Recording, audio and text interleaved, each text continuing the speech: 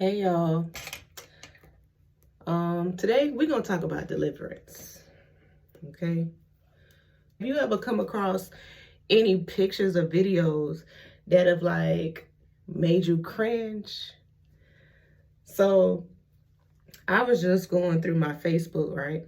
I just came off of a 5-day fast from social media. I was just like, hey, take a little break, clear my mind, you know what I'm saying? Just kind of focus on myself, whatever. So anyhow, I'm looking through my social media, looking through my Facebook actually. And as I'm looking through Facebook, it's showing me, pictures of myself, videos of myself again from like 2 years ago, 3 years ago, 5 years ago, whatever. And as I'm sitting there, I literally start to kind of like freak out because I'm like, dang, you know what I'm saying? This is how I was looking, 2-3 years ago. This is what I look like. And comparing it to where I am now, say for example, in life or whatever, what I look like now, how I act now, how I carry myself now, how I've grown and healed to where I am now. It's so crazy because it's like a totally different person. And when I sit back and I look at those pictures, it's like I almost was so tempted today to like take down all of those pictures, to remove all of those pictures. You know what I'm saying? Because I almost felt embarrassed. I almost felt like, damn, none of y'all was really my friend. Y'all was out here letting your girl look crazy. You know what I'm saying? But nah. As I was just sitting there and I'm looking at these pictures, I had this little moment where I'm like staring at the pictures and I'm talking to God and I'm like, God, just thank you. Thank you that I don't look like how I used to look. Thank you I don't look like what I've been through. You know what I'm saying? Thank you that you've delivered me. And when I look at those pictures, these are, again, from a few years ago, it was a time in my life where I was smoking weed, when I was like in this real toxic relationship or whatever. It was pictures from like my birthday, different little holidays or whatever, or me just feeling like I felt cute, or I'm out at the beach or whatever. And it's like, as I'm looking at these videos, I'm like, girl, oh my God, like I can't believe you look like that. I can't even believe that you posted it. I mean, I see pictures and videos where like my bones are sticking out. And I remember my mom and my dad used to always be asking me like, are you on drugs? Whatever. And I used to get so offended. I used to get so in my feelings and so angry because I'm like, dang, I ain't on no drugs. I'm just out here smoking weed. You know what I'm saying? That's of the earth. Like, what are y'all trying me? Y'all disrespecting me. But now, when I look back at those pictures, oh my God, it's like everything looked like it was protruding out of me. Everything looked too big for my body or either too small for my body. It was one or the other. It was like my teeth looked weird, like I said, my skin was like breaking out and all of this stuff or whatever. It was just like a real rough time in my life. But in that season of my life, you couldn't tell me that I still wasn't cute despite what I was going through, whatever. So as I'm sitting there, like I said, I'm just talking to God and I'm just like, God, thank you. Because there was a time in my life where I really, really, really genuinely believed that God couldn't change me, that he couldn't like remove me from that toxic relationship, that I couldn't be like a better version of myself. I couldn't picture it. Let me just say that. I couldn't picture it. I couldn't imagine it. And I just remember when I decided to like start making this change or whatever for myself, to be healthier, to be happier, to just try to evolve and like become something different or whatever, I remember that I was just like crying one day, really like breaking down crying. I'm praying and I'm like, God, I really, really, really seriously need you. I need you to change my life. I need you to break this relationship off of me because I can't do it. I was so scared. I feared like what it may look like for him to move on, for him to be with somebody else, loving somebody else, maybe treating them better. I felt like, Beyonce and Ring the Alarm, when she was talking about she been through it too long, she'll be damned if she see another chick on his arm. That was me. Like, I was living that song. And I was just like, God, I no longer want to be in this situation. I don't want to need somebody so badly that I felt like I couldn't exist. You know, whatever. I wouldn't know like where to start because this person became so much of my life. So anyhow, I was just like, God, you know, I need help with this situation. I need you to help me let go and release this stronghold, because that's what it became, a stronghold over my life. That, yeah, I love this person. Yeah, we spent so much time together. Yeah, we don't have kids, and, you know, we don't have shared all of these experiences. But at the same time, God, I see that this relationship is not benefiting me. I see that it's not healthy for me, God. So I need you to help me to let go. I want to be happier. I want to feel better about myself. I want somebody who respects me and honors me, you know, someone that supports me, the same way that I support them, you know, and most importantly, I just need to be about my purpose. I need to find myself. I need to be able to move within my purpose and all of these things. And when I tell y'all that I was boohoo crying, okay? I was like going through it real bad, like crying, snot boogers, all of that, you know, whatever. And I'm like, God, I need you. I need you to help me, Father God. I need you to help me to release that what is holding me back from my potential. Those things, those peoples, those relationships, and not just, you know, that type of relationship, whether it was a friendship, anybody that I had involved myself with, the Lord, anybody that I wasn't supposed to be surrounded by. I was just like, God, please, please, please help me to release these things, because there's so many things that I'm praying for. There's so many things and blessings that I believe that are in store for me. But now I'm starting to see and understand that I'm my own setback, that I was like getting in my own way, that I was stepping on my own toes. And these are the things that I was genuinely praying about. It was like, God, help me to let go. Help me to be the better version of me. Help me to see myself the same way that you see me. Myself, seriously. So during that time, I'm just like, God, I need you for real. I need you to show me the way. So after like crying and pleading, this wasn't just one night. This was like multiple nights of me praying this prayer like over and over. And each time I prayed it, I found myself getting deeper into prayer. I found myself crying more. I found myself like one day just being so honest and telling, you know, sharing with God like what I feared. You know, how I didn't believe that there was nobody better for me out here, how I didn't feel like I had a life outside of what I had envisioned and what I believed he had promised me.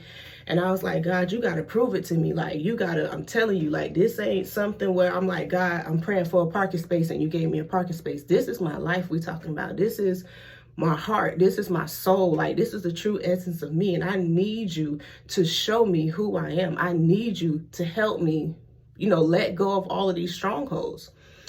When you pray for deliverance, you got to get messy. You got to roll up your sleeves. You got to get in there and start pulling up them weeds. You know what I'm saying? Pulling them up. And a lot of times when we pray for deliverance, we think that you're going to have the prayer tonight, and then within like a week's time, 2 weeks time, you're going to wake up and be like this brand new person, or even the next day that you're going to be this brand new person, that you're going to feel better, you're going to look better, you're going to be this higher version of yourself. When you pray for deliverance, you have to get in there and do the work. It's going to get real messy. You know what I'm saying? I had to go through one, like facing the music, look at myself in the mirror and saying, okay, this is what's going on. Like, I feel sad in these areas. I feel inadequate in these areas. I feel insecure in these areas. Or, you know, whether these things were true, whether they were not true, wherever they came from, I had to start therapy. I had to start like getting myself together. So I'm not just praying about it, but I got to take the physical steps, you know what I'm saying, to work through these things. So I needed help, and I didn't notice like how depressed I had became. I didn't notice like how much anxiety I had going on, not just with releasing the situation, but with coping. You know what I mean? It was hard. Like there were so many times where I would break out crying. Like I could be out with my girls and we could be having a conversation, we having a drink, and all of a sudden I'm just burst out crying. Nobody didn't say anything depressing, like nothing reminded me of anything. It just happened. And my therapist talking to me and she was like, listen, I really think that you're experiencing, some severe depression, and that you're having a lot of anxiety just surrounded around like this breakup, like just the thought of you healing and all of these things. And you're just trying to let go of a lot of things at one time. I also had decided to stop smoking. So she was like, in addition to you probably like starting to go through withdrawals and all these things, it's a lot. Like I was diagnosed with depression and anxiety. I'm like, all right, now I know what's going on with me. Now I know, you know what I'm saying? Like how to cope. She's giving me like these skills and these, little things to help me like work on it. But not knowing like, hey, none of this shit ain't working. Like, you know what I'm saying? I was almost like scared to tell her, like, listen, our therapy sessions are A1, but after I get off the phone with you, like within 48 hours, I'm back tripping out. Not knowing that I needed more help, you know what I'm saying? So next thing you know, she was like, hey, you know what I'm saying? You ever thought about medication? Have you ever considered it? Now I'm like, oh my God, another stigma, you know what I'm saying? Is the first stigma was therapy, just accepting that, just trying that. And even though it was so good, I love my therapist to death, I was just like, oh my God, medication. Now I'm going to be on medication forever. Like I'm going to be looked at differently. Now I'm thinking like, if I ever do get into a relationship, who going to want to be with somebody who on medication, or that they need medication to help them like cope, or to help them, just be calm or whatever. Like I had all the racing thoughts. But anyhow, I decided to add that step, you know what I'm saying? I'm like, okay, let me implement medication. And I'm like, dang, you know what I'm saying? Like, all right, God, at what point you gonna rescue your girl for real? Because I'm in this place where I'm like, I'm giving up. Like, I don't gave up hope. Like, I don't took all these, I'm trying all these different things, all these different methods, and it seemed like nothing was working. And then slowly but surely, I started to get relief. You know what I'm saying? The medication started working. I felt calmer in my spirit, calmer in my mind. I found myself able to like focus and be able to process my thoughts better. You know what I'm saying? I found myself like not crying, you know what I'm saying? I felt like the old me, like the original me, because the old me was like never really crying unless it was something going on with my family or something like real serious. But everything that we talked about in therapy, I'm actually applying these things to my life, whatever. In addition to keeping up with my spiritual life, you know what I'm saying? I'm still continuing to pray, even though I'm like, God, I don't want to go through this. God, I want you to just touch me. Like, just touch me. I want to be like the woman who touched the hem of your garment and she was healed. Like, just like, God, how you going to use this? Like, ain't no way, you know what I'm saying? You can use this trauma. Ain't no way that, anything can come from my heartache, my pain, or whatever. Let me go get a voice recorder. I get a voice recorder and I'm speaking in a voice recorder. You know what I'm saying? I'm doing the same thing, journaling through a voice recorder, just talking. I did this, y'all, seriously for like a whole week, 1 week. So by the end of that week, I think it was like either a Saturday or a Sunday or whatever, I'm go back to the park thinking I'm just going to have another day of journaling, and I had nothing else to say. Like nothing. Like I couldn't think of nothing else. I have no other emotion, nothing. So I was like, you know what? Let me play back, my voice recorder. This whole week, I had never listened to anything that I had said in the voice recorder. Never did a playback. I was just kept, recording. So this day, I decided I'm going to just sit at the park and listen to everything that I spoke out into this voice recorder.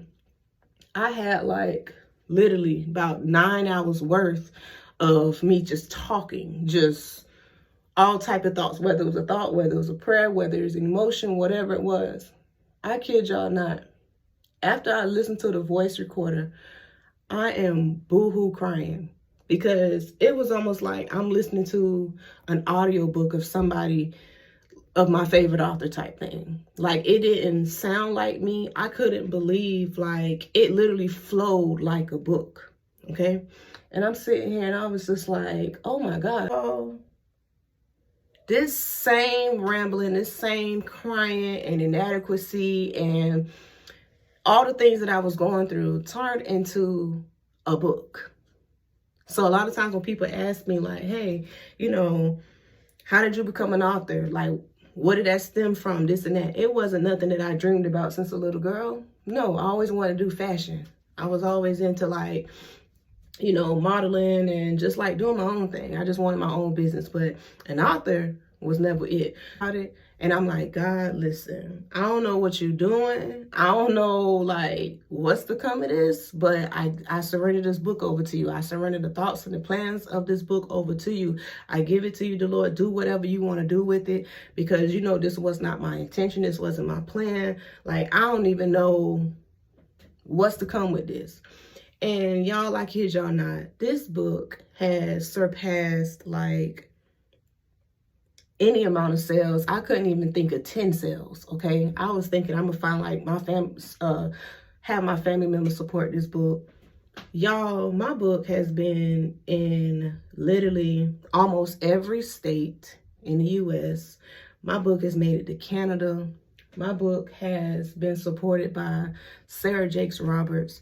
This same book has been supported by Charlemagne the God. Like, this was the same book that your girl was crying, journaling and losing her mind about, just thinking that like, God, I'm just going through this healing process. I'm just trying to figure me out. I'm just trying to get out whatever I feel like I'm dealing with on the inside. So if you're dealing with something, don't fear giving it to God. Don't doubt that he can't do anything with your experience, with your trauma, with your inadequacy, your brokenness, your whatever your story is. You know what I'm saying? Don't think that he can't do it for you, because if he could do it for me, he can definitely do it for you. And when I look at the things that I've been through, when I look back at these pictures now, I'm so grateful genuinely to not be in that space anymore. I'm genuinely grateful to not look like that. I'm genuinely in love and infatuated with who I am today. I'm infatuated with how I look, how I carry myself, the way I walk, the way I talk, my weight, where these things were like issues before. I used to tear myself apart, boy. I used to always think that I was gaining too much weight or need to lose weight, or you know what I'm saying? I need to do this to my hair. I need to wear a weave. I need to, man, I was trying to switch up everything about me. Everything about me. Getting more lost in the sauce. And lo and behold, I became a better version. The person y'all see today, the person that y'all like to call on now and get advice from and, seek counsel from, and I say that humbly, is the person that had to go through all of this trauma. Like, seriously, I had to go through all of this brokenness, all of this inadequacy. I had to go through like questioning and healing and releasing and admitting the things that I fear. I had to, go through like the anxiety, the depression, finding out what was going on with me. I had to face the music. A lot of times nobody don't want to face the music. Who wants to hear that they're a problem? Who wants to actually believe that they are the problem? Nobody. Nobody wants to believe that. But I'm just grateful to be delivered. I'm just grateful to be on this new path. You know what I'm saying? I'm grateful to reach this plateau. I'm still growing. I'm still becoming, I'm still going to therapy. I'm still on the medication, but I had to start from somewhere. And that first step is admittance, acceptance and admittance. You got to accept who you are, accept that you ain't perfect, accept that you need help, and then admit it, and then go take those steps. Go take the steps that you need to for you. Whatever's going to make you be a better you, whatever's going to make you be a stronger you, you need to go do those things. Don't be afraid of doing the work. Don't be afraid of it getting messy. Hell, your life already messy. You know what I'm saying? It's already messy. It's already, you know what I'm saying, terrible or uncomfortable. So why not go through the steps that you need to go through so it could be better, so you could feel more fulfilled, so you could be more happy, so you could feel more adequate about yourself, so you could be proud of who you see when you look at yourself in the mirror. You know, deliverance is real. I encourage y'all to pray.